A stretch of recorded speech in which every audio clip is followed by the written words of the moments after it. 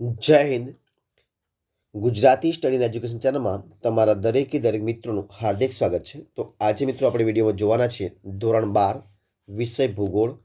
અને મિત્રો જે બોર્ડની પરીક્ષા મિત્રો આવતીકાલે મિત્રો ભૂગોળનું પેપર છે, તો એ ભૂગોળના પેપરની અંદર જે મિત્રો વિભાગ એ અને બી જે પૂછાય છે, તો વિભાગ એ મિત્રો જે છે એ 20 માર્કનું પૂછાશે અને વિભાગ બી છે એ 10 માર્ક્સનું પૂછાશે. તો મિત્રો આજે આપણે વિડીયોમાં વિભાગ બી જોવાના છે કે જે એક વાક્યમાં ઉત્તર છે. તો વિડીયો પૂરેપૂરો જોજો. તો શરૂઆત કરીએ આપણે વિભાગ એની અંદર જે વેરી મોસ્ટ એમપી પ્રશ્નો છે. નીચેના પ્રશ્નોના ઉત્તર એક શબ્દ અથવા તો એક વાક્યમાં આપવાના છે. જો મિત્રો આ દર વખતે હું નહીં બોલું, માર્ચ 18 અને 19, 21 મેમાં બધા પ્રશ્નો પૂછાયેલા છે. જે અહીંયા ચિહ્ન આવશે તો માર્ચ 18માં આ પ્રશ્ન પૂછાયેલો છે, 19માં પૂછાયેલો છે, 21માં પૂછાયેલો છે. તમે ધ્યાન દોરજો. જોઈએ પ્રશ્ન આગળ કે કયા સમયગાળાને સંશોધન યુગ કહેવાય છે? તો મિત્રો 15મી સદીના ઉત્તરાર્ધથી માંડી અને 18મી સદીના જે સમયગાળો હોય એને સંશોધન યુગ કહેવામાં આવે છે.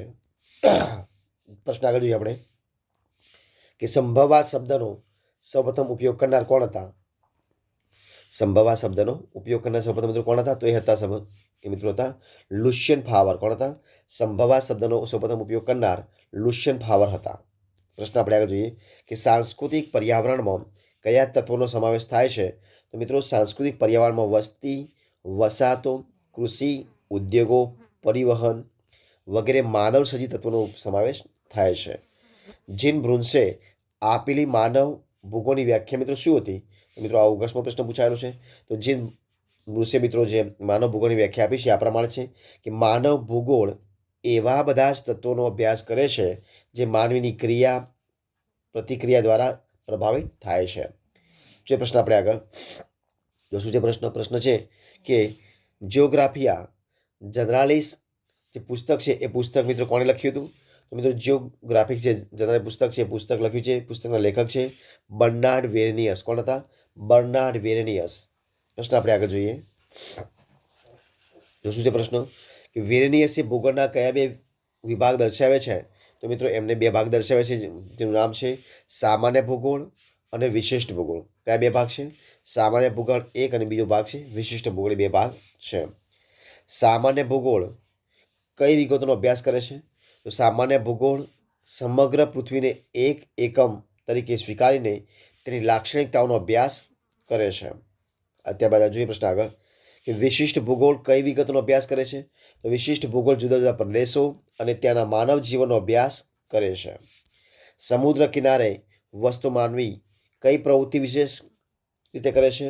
તો સમુદ્ર કિનારે વસતો માનવી મત્સ્યાન પ્રવૃત્તિ વિશેષ રીતે કરે છે. પ્રશ્ન આગળ જોઈએ આપણે કે ભૂગોળના અભ્યાસ ક્ષેત્રનો આધાર કયો છે? તો માનવી અને પર્યાવરણ વચ્ચેનો આંતર સંબંધ ભૂગોળના અભ્યાસ ક્ષેત્રનો આધાર છે. પ્રશ્ન આપણે આગળ જોઈએ કે વેરેનિયસે ભૂગોળના વિષયવસ્તુને કયા 3 પેટા વિભાગમાં કર્યું છે? તો મિત્રો જો કયા કયા 3 છે તો આ પ્રમાણે છે. પહેલું છે ખગોળ વિષયક લાક્ષણિકતાઓ, બીજો છે સ્થળીય લાક્ષણિકતાઓ અને ત્રીજો છે માનવીય લાક્ષણિકતાઓ. આ 3 છે. પ્રશ્ન આપણે આગળ જોઈએ કે ભૂગોળની મુખ્ય શાખાઓ કેટલી છે ને કઈ કઈ? તો ભૂગોળની મુખ્ય શાખાઓ મિત્રો 2 છે. એક પ્રાકૃતિક ભૂગોળ અને બીજો છે માનવ ભૂગોળ. આ 2 વ્યાખ્યાઓ છે. માનવ ભૂગોળનો એક વિષય શાખા તરીકે ઉદ્ભવ ક્યારે થયો છે? તો 19મી સદીમાં માનવ ભૂગોળનો એક વિષય શાખા તરીકે ઉદ્ભવ થયો હતો. પ્રશ્ન આપણે આગળ જોઈએ કે ભૂગોળની કઈ 2 શાખાઓનો વિકાસ સૌપ્રથમ થયો છે? તો પ્રાકૃતિક ભૂગોળ અને ભૂસ્વરૂપીય ભૂગોળ નામની 2 ભૂગોળની જે શાખાઓ છે એનો વિકાસ થયો હતો. પ્રશ્ન આપણે આગળ જોઈએ કે માનવીની વિકાસાત્મક ગતિવિધિઓ પર કોની અસર થાય છે? તો માનવીની વિકાસાત્મક ગતિવિધિઓ પર ભૌતિક પર્યાવરણની અસર થાય છે. પ્રશ્ન આપણે આગળ જોઈએ કે કુમારી એલન સી સેમ્પલે આપેલી માનવ ભૂગોળની વ્યાખ્યા કઈ છે? તો કુમારી એલન સી સેમ્પલે આપેલી માનવ ભૂગોળની વ્યાખ્યા મિત્રો આ પ્રમાણે છે. જો કયા પ્રમાણે છે તો કે માનવ ભૂગોળ અસ્થિર પૃથ્વી અને ક્રિયાશીલ માનવી વચ્ચેના પરિવર્તનશીલ સંબંધોનું અધ્યયન છે. પ્રશ્ન આપણે આગળ જોઈએ બિનસાંપ્રદાયિક દેશોના ઉદાહરણ કયા છે? તો બિનસાંપ્રદાયિક દેશોના ઉદાહરણ આ પ્રમાણે છે યુએસએ અને ભારત એ બિનસાંપ્રદાયિક દેશ છે. કયા છે? યુએસ અને ભારત બંને દેશ છે. આગળ જોઈએ પ્રશ્ન આપણે કે માનવ ભૂગોળના વિષય વસ્તુને કયા 2 વિભાગમાં વહેંચવામાં આવે છે? તો મિત્રો આ બે વિભાગો કયા કયા છે? એક પ્રાકૃતિક પર્યાવરણ અને બીજો છે સાંસ્કૃતિક અથવા તો માનવ સર્જિત પર્યાવરણ. આ બે ભાગ છે. પ્રશ્ન આપણે આગળ જોઈએ કે પ્રાકૃતિક પર્યાવરણમાં કયા તત્વોનો સમાવેશ થાય છે? તો પ્રાકૃતિક પર્યાવરણમાં ભૂપૃષ્ઠ, જળ પ્રણાલી, જમીન, વનસ્પતિ, ખનિજો, આબોહવા વગેરે કુદરતી તત્વોનો સમાવેશ થાય છે. માનવ ભૂગોળ કયા કયા વિષયો સાથે અનુબંધ અને સહસંબંધ ધરાવે છે? તો માનવ ભૂગોળ અર્થશાસ્ત્ર, ઇતિહાસ, વસ્તી વિજ્ઞાન, કૃષિ વિજ્ઞાન, સમાજશાસ્ત્ર, આંકડાશાસ્ત્ર, રાજશાસ્ત્ર વગેરે વિષયો સાથે અનુબંધ અને સહસંબંધ ધરાવે છે. પ્રશ્ન આપણે આગળ જોઈએ કે માનવીની આર્થિક પ્રવૃત્તિઓ કઈ કઈ છે? તો શિકાર, પશુપાલન, કૃષિ, ઉદ્યોગો, પરિવહન, દૂરસંચાર, વ્યાપાર વગેરે માનવીની આર્થિક પ્રવૃત્તિઓ છે. માનવીના સેવા ક્ષેત્રો મિત્રો કયા કયા છે? તો નિર્માણ કાર્યો, વેપાર, સ્વાસ્થ્ય, શિક્ષણ, સાંસ્કૃતિક કાર્યક્રમો, મનોરંજન વગેરે માનવીના સેવા ક્ષેત્રો છે. નીતિવાદની સંકલ્પના આપનાર વિદ્વાનો કયા કયા હતા? તો નીતિવાદના જે સંકલ્પના આપી હતી તો એ આપણે વિદ્વાનો હતા હિપોક્રેટસ. કયા છે? હિપોક્રેટસ, એરિસ્ટોટલ, હેરોડોટસ અને સ્ટ્રાબો 4 જણા હતા. કોણ હતા? વિદ્વાનો હતા હિપોક્રેટસ, એરિસ્ટોટલ, હેરોડોટસ અને સ્ટ્રાબો. નિશ્ચયવાદ એટલે કે નિયતિવાદ વિચારધારાના પ્રખર સમર્થક મિત્રો કોણ હતા? તો એ હતા કુમારી એલન સેમ્પલ અને એલ્સવર્થ ઇન્ટિક્સ્ટન. નિશ્ચયવાદ એટલે કે વિચારધારાના પ્રખર સમર્થક હતા. નવનિયતિવાદી વિચારધારા મિત્રો કોણે આપી છે? તો નવનિયતિ વિચારધારા આપી છે ગ્રિફિથ ટેલરે. કોણે આપી છે? ગ્રિફિથ ટેલરે આપી છે. પ્રશ્ન આગળ જોઈએ કઈ વિચારધારા પ્રકૃતિ કરતાં માનવને મહત્વનું સ્થાન આપે છે? તો સંભવવાદની વિચારધારા પ્રકૃતિ કરતાં માનવને મહત્વનું સ્થાન આપે છે. વૈશ્વિક સમસ્યાઓ કઈ કઈ છે મિત્રો?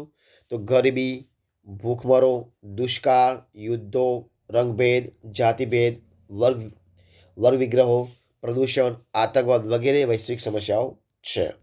પ્રશ્ન આપણે આગળ જોઈએ માનવ ભૂગોળના અભિગમો આપનાર વિદ્વાનો મિત્રો કયા કયા હતા? કોણ કોણ હતા? તો કયા કયા હતા? તો મિત્રો કયા કયા હતા? તો એ હતા જુઓ રિટર, રેડચલ, હંગિસ્ટન, બ્લાસ, બ્રોન્સ, ડિમાજિયા, ફિન્ચ, ટ્રેવાર્થી, ડિકેડ, વ્હાઇટ વગેરે વિદ્વાનોએ માનવ ભૂગોળના અભિગમો આપ્યા છે. પ્રશ્ન આપણે આગળ જોઈએ બધા જ પ્રકારની સંભાવનાઓનો સ્વામી મિત્રો કોણ છે? તો માનવી પોતે જ બધા પ્રકારની સંભાવનાઓ સ્વામી છે. પ્રશ્ન આગળ જોઈએ નિશ્ચયવાદી વિચારધારા અને સંભવવાદી વિચારધારાનો સમન્વય વિચારધારા મિત્રો કઈ રીતે થાય છે? તો નવનિયતિ વિચારધારા દ્વારા નિશ્ચયવાદી વિચારધારા અને સંભવવાદી વિચારધારાનો સમન્વય થાય છે.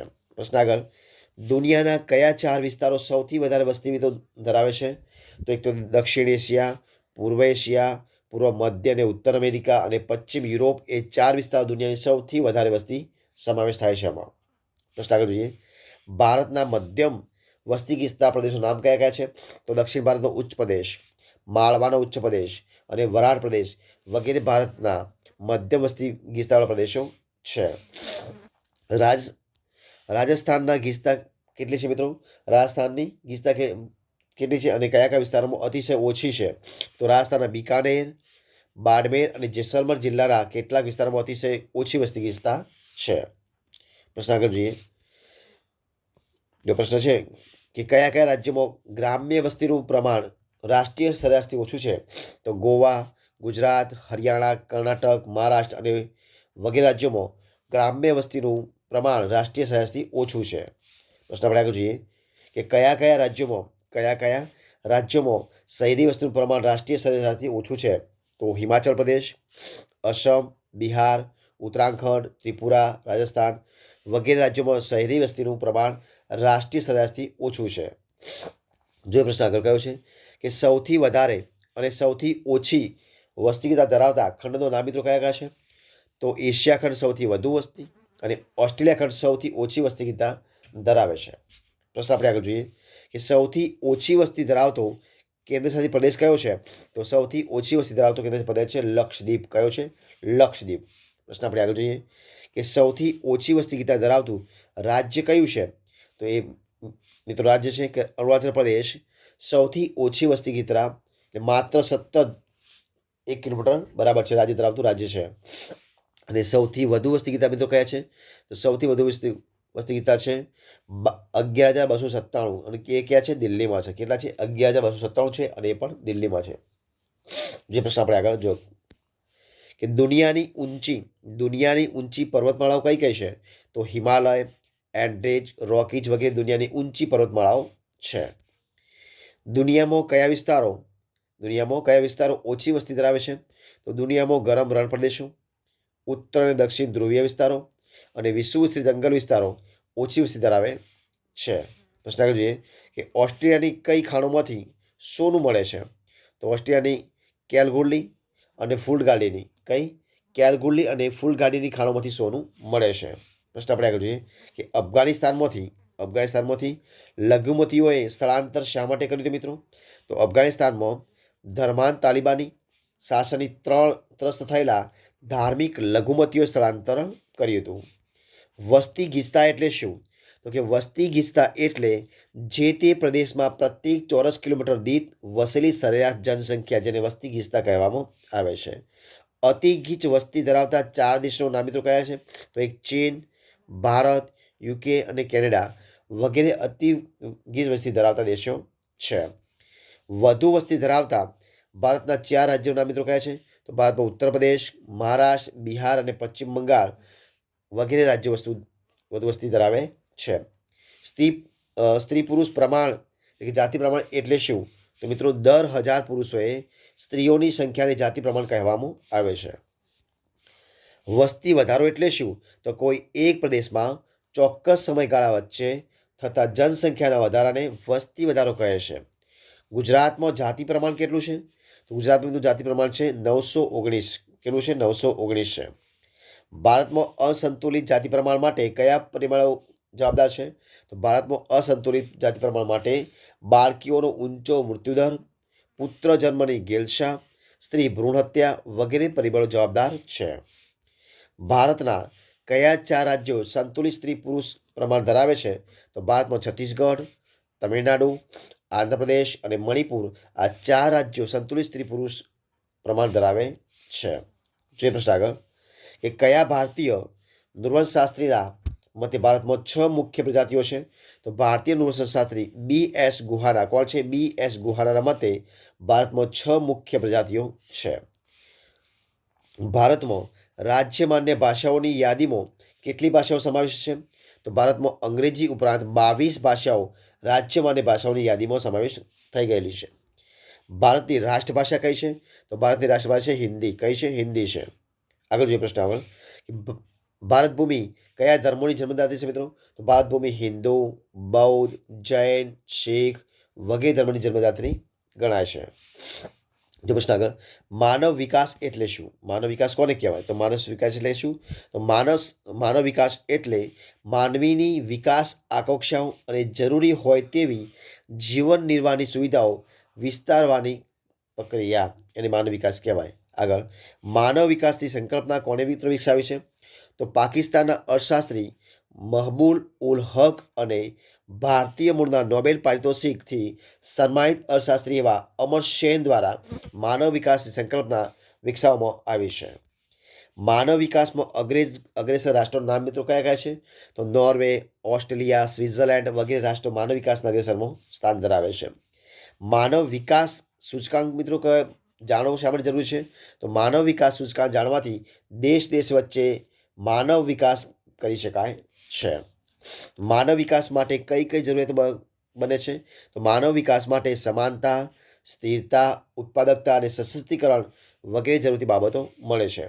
ત્યારબાદ આગળ માનવ વિકાસ માપનના 3 નિર્દેશકો મિત્રો કયા કયા છે? તો સરેરાશ આયુષ્ય, શિક્ષણ સંપાદન અને જીવન ધોરણ એ 3 નિર્દેશકો વડે માનવ વિકાસનું માપન થાય છે. જોઈએ પ્રશ્ન આગળ કે વ્યાપારિક પશુપાલન દ્વારા કઈ પેદાશો મેળવવામાં આવે છે? મિત્રો વ્યાપારિક પશુપાલન દ્વારા દૂધ, મોસ, ચામડું, ઊન અને ઈંડો વગેરે પેદાશો મેળવવામાં આવે છે. જોઈએ પ્રશ્ન આપણે આગળ કે રેન્ડિયર કયા પ્રદેશનું ઉપયોગી પ્રાણી છે? તો રેન્ડિયર ટ્રૂન પ્રદેશનું ઉપયોગી પ્રાણી છે. દ્વિતીયક પ્રવૃત્તિ એટલે શું? દ્વિતીયક પ્રવૃત્તિ કોને કહેવાય? તો માનવી દ્વારા કાચા માલમાંથી રૂપાંતરિત ચીજવસ્તુઓ બનાવવી અને તે દ્વિતીયક પ્રવૃત્તિ છે. અને રૂમોથી સુતરાઉ કાપડ બનાવવું તે દ્વિતીયક પ્રવૃત્તિનું એક ઉદાહરણ છે. જે પ્રશ્ન આપણે આગળ કે તૃતીયક પ્રવૃત્તિ એટલે શું અથવા એ કોને કહેવાય? તો મિત્રો જોઈએ આપણે એનો જવાબ. તો જો શું છે કે કિંમત ચૂકવીને પ્રાપ્ત કરી શકાય તેવી સેવાઓને તૃતીયક પ્રવૃત્તિ કહેવામાં આવે છે. પ્રશ્ન આપણે આગળ જોઈએ. શું છે પ્રશ્ન કે ગૃહ ઉદ્યોગો દ્વારા કઈ ચીજો તૈયાર થાય છે મિત્રો? તો ગૃહ ઉદ્યોગો દ્વારા કપડાં, ચટાઈઓ, વાસણો, ફર્નિચર, નાની મૂર્તિઓ, માટીના વાસણો, ચામડામાંથી બનાવેલી ચીજો, સોનાના કે તોબાના ઘરેણાં વગેરે ચીજો તૈયાર થાય છે. ખનિજની વ્યાખ્યા આપવાની છે મિત્રો. ખનિજ વ્યાખ્યા આપો અથવા તો ખનિજ એટલે શું, ખનિજના પ્રકારો જણાવવાના છે. તો જોઈએ આપણે. તો જો અહીં આપ્યા છે કે ખનિજ નિશ્ચિત અણુરચના, રાસાયણિક બંધારણ અને સમાન ગુણધર્મ ધરાવતા ઘન, પ્રવાહી કે વાયુમય પદાર્થોને ખનિજ કહેવાય છે. ખનિજ મિત્રો બે પ્રકારના છે. કયા કયા બે પ્રકારના છે? તો જો ધાત્વિક ખનિજ અને અધાત્વિક ખનિજ બે પ્રકાર પડે છે. જે પ્રશ્ન આગળ ધાત્વિક ખનિજના ઉદાહરણો આપવાના છે. ધાત્વિક ખનિજના ઉદાહરણો આપવાના છે. તો કયા કયા છે? તો લોખંડ, તાંબુ, શીશુ, જસત, સોનું વગેરે ધાત્વિક ખનિજના ઉદાહરણો છે. આર્થિક પ્રવૃત્તિ એટલે શું? આર્થિક પ્રવૃત્તિ કોને કહેવાય? તો જે પ્રવૃત્તિથી માનવીને આવક પ્રાપ્ત થાય છે તેને આર્થિક પ્રવૃત્તિ કહેવાય છે. જે પ્રવૃત્તિથી માનવીને આવક પ્રાપ્ત થાય છે તેને આર્થિક પ્રવૃત્તિ કહેવામાં આવે છે. જોઈએ પ્રશ્ન આગળ શું છે કે માનવીની પ્રાથમિક પ્રવૃત્તિઓ જણાવો. કઈ કઈ છે? તો શિકાર, જંગલની પેદાશો એકઠી કરવી, પશુપાલન અને ખેતીની પ્રવૃત્તિઓ માનવીની પ્રાથમિક પ્રવૃત્તિઓ છે. આગળ જે પ્રશ્ન તૃતીયક પ્રવૃત્તિઓના ઉદાહરણ આપવાનું છે. જો તો વ્યાપાર, પરિવહન, સ્વાસ્થ્ય, દૂરસંચાર, શિક્ષણ, મનોરંજન વગેરે સેવાઓ તૃતીયક પ્રવૃત્તિઓના ઉદાહરણો છે. ઔદ્યોગિક ક્રાંતિની શરૂઆત કયા ખંડમાં થઈ હતી? તો ઔદ્યોગિક ક્રાંતિની શરૂઆત યુરોપ ખંડમાં. કયા ખંડમાં થઈ હતી? યુરોપ ખંડમાં થઈ હતી. આદિમાનવ શિકાર માટે કયા પ્રકારના સાધનો ઉપયોગ કરતો હતો? તો આદિમાનવ શિકાર માટે પથ્થરમાંથી બનાવેલા સાધનોનો ઉપયોગ કરતો હતો. પ્રશ્ન આગળ ઊંચા પર્વતીય પ્રદેશોમાં કયા પ્રાણીઓ ઉપયોગી છે? તો ઊંચા પર્વતીય પ્રદેશમાં લામા અને યાક ઉપયોગી પ્રાણીઓ છે. પ્રશ્ન આગળ દક્ષિણ ભારતના કયા લોકો પ્રાથમિક પ્રવૃત્તિઓ કરે છે? તો દક્ષિણ ભારતના પાલિયાન લોકો. કયા લોકો? પાલિયાન લોકો પ્રાથમિક પ્રવૃત્તિઓ કરે છે. પ્રશ્ન આગળ જોઈએ કે પિગ્મી લોકો કયા ખંડમાં વસે છે મિત્રો? તો પિગ્મી લોકો આફ્રિકા ખંડમાં. કયા ખંડમાં વસે છે? આફ્રિકા ખંડમાં વસે છે. અસ્થાયી પશુપાલકો કયા પ્રાણીઓનું પાલન કરે છે? અસ્થાયી પશુઓ કયા પ્રાણીઓનું પાલન કરે છે? તો અસ્થાયી પશુપાલકો ઘેટા બકરા, ઊંટ ગાય, બળદ, ઘોડા. અસ્થાયી જે પશુપાલકો છે એ ઘેટા બકરા, ઊંટ, ગાય, બળદ, ઘોડા, ખચ્ચર વગેરે પ્રાણીઓનું પાલન કરે છે. મોટા પાયા પર વ્યાપારિક પશુપાલન કરતા દેશો નામ મિત્રો કયા કયા છે? તો New Zealand, Australia, Argentina, USA, Bharat, Denmark વગેરે દેશોમાં વ્યાપારિક પશુપાલન માટે મોટા પાયા પર થાય છે. વિશ્વમાં ખેતીની શરૂઆત આશરે કેટલા વર્ષ પહેલાં થઈ હશે? તો મિત્રો આશરે 12,000 વર્ષ પહેલાં વિશ્વમાં ખેતીની શરૂઆત આશરે 12 વર્ષ પહેલાં વિશ્વમાં ખેતીની શરૂઆત થઈ છે. સ્થાયી ખેતીના કારણે કયા પ્રકારની વસાહતો અસ્તિત્વમાં આવી છે? તો સ્થાયી ખેતીના કારણે ગ્રામીણ વસાહતો અસ્તિત્વમાં આવી છે. ખેતીના વિકાસનો આધાર કયા પરિબળો પર છે? તો ખેતીના વિકાસનો આધાર તાપમાન, જમીન, પાણી અને સૂર્યપ્રકાશ વગેરે પરિબળો પર આધારિત છે. જે પ્રશ્ન આગળ ભારતમાં તમાકુનો છોડ કઈ પ્રજા લાવી છે? તો પોર્ટુગીઝો તમાકુનો છોડ ભારતમાં લાવ્યા હતા. જે પ્રશ્ન આગળ સંચાલન શક્તિમાં વપરાતા ખનિજોના નામ કયા કયા છે?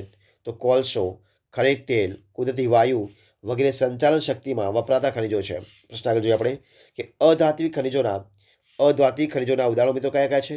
તો ગંધક, અબ્રક, ફ્લોરસ્પાર, ચૂનાના પથ્થર વગેરે અધાત્વિક ખનિજોના ઉદાહરણો છે. પ્રશ્ન આપણે આગળ જોઈએ કે ઔદ્યોગિક ઉત્પાદન પ્રવૃત્તિ એટલે શું? તો કાચા માલને ઊંચી મૂલ્યવાન ચીજવસ્તુઓમાં રૂપાંતરિત થાય તેવી ઉત્પાદન પ્રવૃત્તિને ઔદ્યોગિક ઉત્પાદન પ્રવૃત્તિ કહેવામાં આવે છે. ઉદ્યોગોનું વર્ગીકરણ જણાવવાનું છે. તો જોઈએ કે ઉદ્યોગોનું વર્ગીકરણ આ પ્રમાણે છે. એક ગૃહ ઉદ્યોગ એટલે કે કુટીર, લઘુ ઉદ્યોગ અને મોટા પાયાના ઉદ્યોગ એ પ્રમાણે છે. પ્રશ્ન આપણે આગળ જોઈએ. કઈ છે પ્રશ્ન? તો જોઈએ કે આધુનિક ઔદ્યોગિક ઉત્પાદન વિશેષતા મિત્રો કઈ કઈ છે? તો જટિલ વ્યવસ્થા, શક્તિના આધુનિક સાધનો, કૌશલ્યપૂર્ણ માનવ શ્રમ, યંત્રોનો ઉપયોગ વગેરે આધુનિક ઔદ્યોગિક ઉત્પાદનની વિશેષતાઓ છે. પ્રશ્ન આપણે આગળ જોઈએ કે ગૃહ ઉદ્યોગ કરનારા કારીગરોનું નામ મિત્રો આપવાનું છે. તો કઈ આવશે? કુંભાર, સુથાર, લુહાર, મોચી વગેરે ગૃહ ઉદ્યોગ કરનારા કારીગરો છે. સેમાંગ કયા લોકો દેશમાં વસે છે? સેમાંગ લોકો કયા દેશમાં વસે છે મિત્રો? તો સેમાંગ લોકો મલેશિયામાં, ક્યાં આગળ વસે છે? મલેશિયા દેશમાં વસે છે. પ્રશ્ન આપણે આગળ જોઈએ કે ઔદ્યોગિક ક્રાંતિની અસર મિત્રો કયા કયા ક્ષેત્રો પર થઈ છે? તો ઔદ્યોગિક ક્રાંતિની અસર કૃષિ, શિક્ષણ, સ્વાસ્થ્ય, પરિવહન, સંદેશા વ્યવહાર, વેપાર ક્ષેત્રો વગેરે પર થઈ છે. આદિમાનવ ખોરાકમાં શું શું લેતો હતો મિત્રો? તો આદિમાનવ ખોરાકમાં ફળો, પાંદડા, કંદમૂળ, પશુઓનું માંસ તથા માછલો લેતો હતો. ખનનના પ્રકાર કેટલા છે ને કયા કયા? તો ખનનના 2 પ્રકાર છે. કયા કયા? તો ધરાતલ ખનન અને બીજું ભૂમિગત ખનન. પ્રશ્ન આગળ, સરકાર દ્વારા લોકોને કઈ સેવાઓ અપાય છે? તો સરકાર દ્વારા સુરક્ષા, શિક્ષણ, સ્વાસ્થ્ય, સફાઈ અને કાયદાકીય વ્યવસ્થા જેવી અનેક પ્રકારની સેવાઓનો સરકાર દ્વારા લોકોને સેવા આપવામાં આવે છે. પ્રશ્ન આગળ જોઈએ કે ઇન્ટરનેટના આંતરરાષ્ટ્રીય વ્યવહારનું ઉદ્ગમ કેન્દ્ર દેશ કયો દેશ છે? તો એ છે મિત્રો ઇન્ટરનેટના આંતરરાષ્ટ્રીય વ્યવહારનું ઉદ્ગમ કેન્દ્ર છે યુએસ, એટલે કે અમેરિકા છે, યુએસએ છે. ચતુર્થક પ્રવૃત્તિ એટલે શું? એ કોને કહેવાય?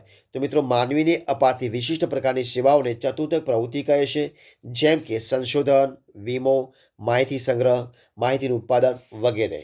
પ્રશ્ન આગળ જોઈએ મનોરંજન સેવાઓના ઉદાહરણો આપવાના છે. તો મિત્રો કયા કયા છે? તો દૂરદર્શન, રેડિયો, ફિલ્મ અને સાહિત્ય મનોરંજન એ સેવાના ઉત્તમ ઉદાહરણ છે. તૃતીયક પ્રવૃત્તિ કોને કહે છે? તો તૃતીયક પ્રવૃત્તિ કોને કહેવાય? તો માનવીને આપી શકાય તેવી સેવાઓને તૃતીયક પ્રવૃત્તિ કહે છે. સુથાર, રસોઈયા, વકીલ, શિક્ષક, અધ્યાપક વગેરે દ્વારા અપાતી સેવાઓ તૃતીયક પ્રવૃત્તિઓ છે. પ્રશ્ન આપણે આગળ જોઈએ કયા છે પ્રશ્ન? તો સિલિકોન વેલી એટલે શું? સિલિકોન વેલી કોને કહેવાય? તો કે ઇન્ફોર્મેશન ટેકનોલોજી એટલે કે માહિતી તકનીકી સંદર્ભે ઘણા વિકસિત ઉદ્યોગ ગૃહોનું એક સંકુલ એટલે સિલિકોન વેલી. પ્રશ્ન આપણે આગળ જોઈએ કે ઇન્ફોર્મેશન ટેકનોલોજીના ઉપયોગથી કયા નવા ક્ષેત્રોનો વિકાસ થયો છે? તો મિત્રો કયા થયા છે? તો ઇન્ફોર્મેશન ટેકનોલોજીના ઉપયોગથી જીનેટિક એન્જિનિયરિંગના નવા ક્ષેત્રોનો વિકાસ થયો છે. પ્રશ્ન આપણે આગળ જોઈએ કે પંચમ પ્રવૃત્તિ સાથે કયા પ્રકારના લોકો જોડાયેલા છે? તો પંચમ પ્રવૃત્તિ સાથે વિવિધ ક્ષેત્રોના નિષ્ણાતો, નિર્ણય નિર્ધારકો, ઉચ્ચ પ્રકારના સલાહકારો અને નવી નીતિઓના નિર્ધારકો વગેરે પ્રકારના લોકો જોડાયેલા છે. જે પ્રશ્ન આગળ આપણે કે પંચમ પ્રવૃત્તિની મહત્વની બાબતો કઈ છે? તો સૂચના ઔદ્યોગિકી, માનવ સંસાધન, ગ્રાહક સહાયતા અને કોલ સેન્ટર સેવાઓને વધુ ઉત્પાદક, ઝડપી, સરળ બનાવવાની પ્રક્રિયાઓ પંચમ પ્રવૃત્તિની મહત્વની બાબતો ગણાય છે. પ્રશ્ન આપણે આગળ જોઈએ કે માહિતી પર આધારિત અર્થવ્યવસ્થાના વૈશ્વિક કેન્દ્રીય સ્થળો મિત્રો કયા કયા છે? તો લંડન, ન્યુયોર્ક, ટોક્યો આ ત્રણેય શહેરો માહિતી પર આધારિત અર્થવ્યવસ્થાના વૈશ્વિક કેન્દ્રીય સ્થળો ગણવામાં આવે છે. પ્રશ્ન આગળ ચતુર્થક પ્રવૃત્તિઓને વિસ્તરવાના મહત્વના કારણો કયા છે? તો આધુનિક સંદેશાવ્યવહાર અને પરિવહન ક્ષેત્રોના કારણે ચતુર્થક પ્રવૃત્તિઓ વિસ્તરી છે. પ્રશ્ન આપણે આગળ જોઈએ કે માનવીની કઈ શક્તિઓમાંથી પંચમ પ્રવૃત્તિ વિકસે છે? તો માનવીની અતિ સૂક્ષ્મ માનસિક શક્તિ અને કલ્પનાતીત કૌશલ્ય શક્તિથી પંચમ પ્રવૃત્તિ વિકસે છે. જો પ્રશ્ન આગળ આપણે કે આંતરરાષ્ટ્રીય અર્થવ્યવસ્થા સાથે જોડાયેલા મહત્વના વૈશ્વિક શહેરો મિત્રો કયા છે? તો London, New York, Tokyo, Paris, Toronto, Osaka, Mumbai, Hong Kong વગેરે શહેરો આંતરરાષ્ટ્રીય અર્થવ્યવસ્થા સાથે જોડાયેલા મહત્વના વૈશ્વિક શહેરો ગણવામાં આવે છે. પ્રશ્ન આગળ ચતુર્થક પ્રવૃત્તિઓના હેતુ મિત્રો કયા છે?